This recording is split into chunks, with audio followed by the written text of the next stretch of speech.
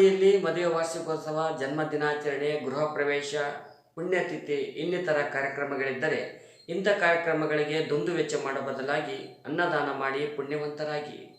ನಿರಾಶ್ರಿತರಿಗೆ ಅನ್ನದಾನ ಮಾಡಲು ನಮ್ಮ ಜೊತೆ ಕೈ ಜೋಡಿಸಿ ಮಾನವೀಯತೆಯ ಹೃದಯವಂತರಾಗಿ. ಅಪ್ಪು ಆಸರೆ ನಿರಾಶ್ರಿತರ ಅನ್ನದಾಸೋಹ, ಸೇವೆ ನಮ್ಮದು, ಸಹಾಯ ನಿಮ್ಮದು. ನಮಸ್ಕಾರ ವೀಕ್ಷಕರೇ, ಜನನಾಯಕ ಪುಟ್ಟಿವಾಹಿನಿಯ ಸಮಸ್ತ ವೀಕ್ಷಕ ಬಂಧುಗೆ ಸ್ವಾಗತ. ನಾನು ಹೊನ್ನೂರು ಸ್ವಾಮಿ. ಸಮಾಜ ಸೇವೆ ಮಾಡ್ತಕ್ಕಂಥ ವ್ಯಕ್ತಿಗಳು ಎಲ್ಲೋ ಒಂದು ಕಡೆ ಬ್ಯಾನರಲ್ಲಿ ಬರ್ತಾರೆ, ಹೆಸರಲ್ಲಿ ಬರ್ತಾರೆ, ಆಮೇಲೆ ಪೇಪರಲ್ಲಿ ಬರ್ತಾರೆ, ಎಲ್ಲೋ ಒಂದು ಕಡೆ ಪ್ರಚಾರ ಆಗ್ತಾರೆ. ಆದರೆ ಈ ಒಂದು ಬಡ ಕುಟುಂಬದ ಒಬ್ಬ ವ್ಯಕ್ತಿ ಇವತ್ತಿಗೂ ಕೂಡ ಯಾವುದೇ ಒಂದಿಷ್ಟು ಸಂಡೂರು ಭಾಗದಲ್ಲಿ ಕಾರ್ಯಕ್ರಮ ಆದರೂ ಕೂಡ ಈ ಮನೆತನವನ್ನು ಹುಡುಕೊಂಡು ಬಂದು ಅವರಿಗೆ ವಿಸಿಟ್ ಮಾಡಿ ವಿಷಯ ತಿಳಿಸ್ತಾರೆ. ಬಹುಶಃ ಸಂಡೂರು ಇತಿಹಾಸದಲ್ಲಿ ಇವತ್ತು ರಾಜಕೀಯ ಅಂತ ಅಂದಾಗ ಗೋರ್ಪಡೆಯವರ ಹಾದಿಯಲ್ಲಿ ಹೆಜ್ಜೆ ಹಾಕಿ ಇವತ್ತಿಗೂ ಕೂಡ ಅವರ ಹೆಸರನ್ನು ಬಡವರೊಂದು ಮನಸ್ಸಲ್ಲಿ ಹಚ್ಚ ಹಸಿರಾಗಿ ಉಳಿಸ್ತಕ್ಕಂಥ ವ್ಯಕ್ತಿ. ಅದೇ ಒಂದು ತಂದೆ ಹಾದಿಯಲ್ಲಿ ಕೂಡ ಕುರುಬರ ಸತ್ಯಪ್ಪ ಅವರು ಕೂಡ ಇವತ್ತು ಭಾಳಷ್ಟು ರಾಜಕೀಯದಲ್ಲಿ ಹೆಸರು ಮಾಡಿದ್ರು ಕೂಡ ಎಲ್ಲಿ ಕೂಡ ಒಂದು ಪ್ರಚಾರ ಇಲ್ದೇ, ಎಲ್ಲಿ ಕೂಡ ಒಂದಿಷ್ಟು ಅಹಂಕಾರ ಇಲ್ದೇ ಇವತ್ತು ಯಾರೇ ಬರಲಿ ಮನೆಗಳಿಗೆ ಇವತ್ತು ಸ್ಪಂದನೆ ಕೊಡ್ತಕ್ಕಂಥ ವ್ಯಕ್ತಿ.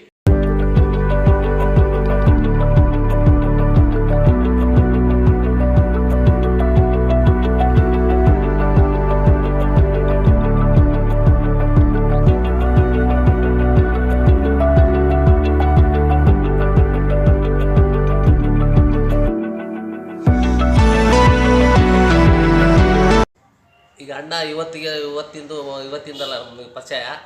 82ನೇ ಇಸ್ವಿ ಆಗ್ಲಿದ್ದನು ಅವ್ರ ಜೊತೆಗೆ ಅದೀನಿ ನಾನು. ಕಷ್ಟದಿಂದ ಬಂದು ಅವ್ರ ಮನೆಗೆ ನಾನು ಎಲ್ಲ ಸರಲಿಂದ ಅಣ್ಣವ್ರ ಮನೆಗೆ ಓಡಾಟ ಐತೆ.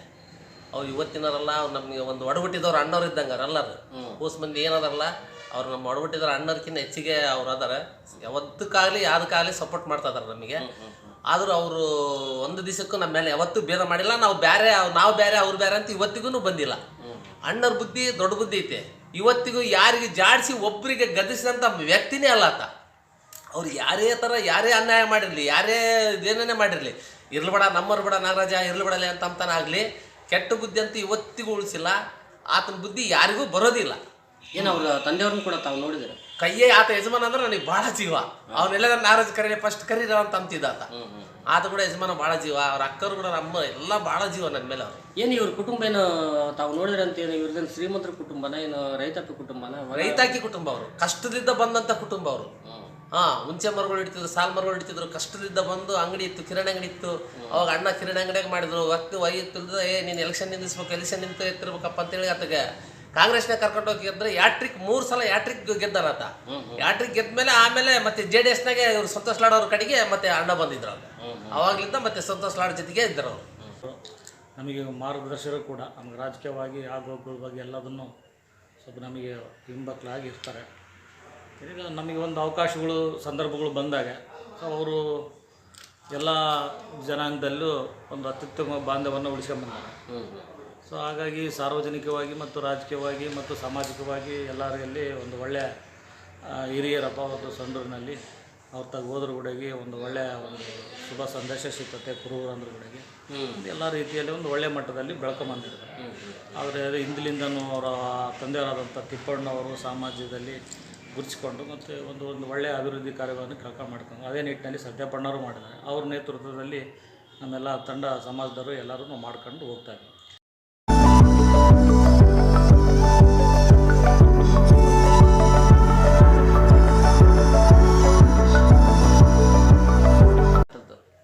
ಅವ್ರ ಸಮಾಜದಾಗ ಹಿರಿಯರು ಕೂಡ ಈಗ ನಮಗೆ ಮಾರ್ಗದರ್ಶಕರು. ಅವರು ಎಲ್ಲ ರಂಗದಲ್ಲೂ ಕೂಡ ಇದ್ದರೆ ಒಳ್ಳೆಯದು ಅಂತ ನಮ್ಮ ಅನಿಸಿಕೆ. ಯಾಕಂದರೆ ಅವ್ರ ಪ್ರೋತ್ಸಾಹ ನಮಗೆ ಮುಂದೆ ಮಾರ್ಗದರ್ಶನ ಆಗ್ತದೆ. ಯುವಕರದೀವಿ, ಅದೇ ರೀತಿ ಅವರು ಶಾಂತಿ ಪ್ರಿಯರು, ಯಾರಿಗೂ ಒಂದು ಕೆಟ್ಟದ್ದು ಬಯಸಲಾರದಂಥ ವ್ಯಕ್ತಿ. ಸೊ ಹಾಗಾಗಿ ಅಂಥರ ಮಾರ್ಗದರ್ಶನ ಬೇಕು. ಈಗಿನ ಒಂದು ಜನ್ರೇಷನಲ್ಲಿ ಅಂಥವ್ರು ಸಿಗೋದು ಕಷ್ಟ. ಏನು ಭಾಳಷ್ಟು ಜನಕ್ಕೆ ಇಷ್ಟೆಲ್ಲ ಸಹಾಯ ಸಹಕಾರ ಕೊಡ್ತಕ್ಕಂಥ ವ್ಯಕ್ತಿಗಳು. ಬಹುಶಃ ಇವರು ಒಂದು ಸತ್ಯಪ್ಪಣ್ಣವರು ಈ ರೀತಿ ಒಂದು ಗೆಟಪ್ ಇರಬೇಕು ಮತ್ತು ಆಸೆ ಇದೆ ಸರ್ ನಮಗೆ ಅಂತಕ್ಕಂಥ ಏನು ನಿಮ್ಮ ಒಂದು ಕನಸು? ಆತ ಗೆಟಪ್ ಅಂಬದೇ ಇಲ್ಲ. ಆತಗೆ ಹೇಳ್ದಂಥ ವ್ಯಕ್ತಿಗಳು ಆತಗೆ ಏನು ಮಾಡಿಲ್ಲ, ಆತ ಕೇಳೋಕ್ಕೂ ಹೋಗಿಲ್ಲ ಅಂಥ ಮನುಷ್ಯ ಆತ. ಹೀಗಾಗಿ ಇವತ್ತು ನಮ್ಮ ಜೊತೆ ಕುರುಬರು ಸತ್ಯಪ್ಪ ಅವರು ಕೂಡ ಇದ್ದಾರೆ. ಈಗ ಮಾತಾಡಿಸ್ತಾ ಹೋಗ್ತೀನಿ. ಏನು ನಮ್ಮ ಕಾರ್ಯಕ್ರಮದ ಬಗ್ಗೆ ಏನು ಹೇಳ್ತಾರೆ? ಸುಮಾರು 73ನೇ ವಯಸ್ಸಿಂದ ನಾನು 83ರಲ್ಲೇ ನಾನು ರಾಜಕೀಯ ಪ್ರವೇಶ ಮಾಡಿದೆ. 83, 90 ಎರಡು ಸರ್ತಿ ನಾನು ಗೋರ್ಪಡೆಯರ ಗರಡಿ ಮನೆಯಲ್ಲಿ ಬೆಳೆದಂಥನು. ಅವರು ಹಾಕಿದ ದಾರಿಯಲ್ಲೇ ನಾವು ಹೋಗೋದು. ಅದನ್ನು ತದನಂತರ ನಮಗೆ ಸ್ವಲ್ಪ ಅಲ್ಲಿರ್ತಕ್ಕಂಥದ್ದು ಸ್ವಲ್ಪ ವಾದಿಯಾಗಿ ನಾನು ಬಂದು ಸಂತೋಷ್ ಲಾಡ್ ಅವರು ಇದರಲ್ಲಿ ಸೇರ್ಕೊಂಡ್ವಿ. ಅವರು ಸಂತೋಷ್ ಲಾಡ್ ಅವರು ಕೂಡ ನಮ್ಮ ಮನೆಗೆ ಬಂದು, ಇಲ್ಲ ನಿಮ್ಮಂಥ ರಾಜಕೀಯ ಮಾಡಬೇಕು, ನಿಮ್ಮಂಥರಿದ್ದರೆ ನಮಗೆ ಪ್ರೇರಣೆ, ನಿಮ್ಮಂಥರಲ್ಲಿದ್ದರೆ ನಾವು ಹೆಂಗೆ ರಾಜಕೀಯ ಮಾಡೋದು ಅಂತೇಳಿ ನಾನು ಫೋರ್ಸ್ ಮಾಡಿ ಕರ್ಕೊಂಡೋಗಿ, ಮತ್ತು ನಾವೆಲ್ಲರೂ, ಮತ್ತು ನನಗೆ ಒಂದು ಬ್ರಾಹ್ಮಣ ಸ್ಟ್ರೀಟ್ನಲ್ಲಿ ಅಲ್ಲಿ OBC ಬಂದಿತ್ತು, ಬೇರೆ ವಾರ್ಡ್ನಾಗ ಹೋಗಿ ನಿಂತ್ಕೊಂಡು ನಾನು ಗೆದ್ದೆ.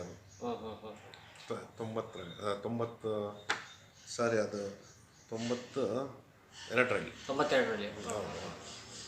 ಏನು ಇವತ್ತು ರಾಜಕೀಯದಲ್ಲಿ ಇದ್ರೂ ಕೂಡ ಭಾಳಷ್ಟು ತಾವು ಸಮಾಜ ಸೇವೆಯಲ್ಲಿ ನಿರತರಾಗಿರ್ತಕ್ಕಂಥದ್ದು, ಯಾಕೆ ಇಷ್ಟು ಆಸಕ್ತಿ ಸರ್ ಅಂತ? ನಾವು ಯಾವಾಗಲೂ ಸುಮಾರು ನಮ್ಮೇನು ಕನಕ ಇದು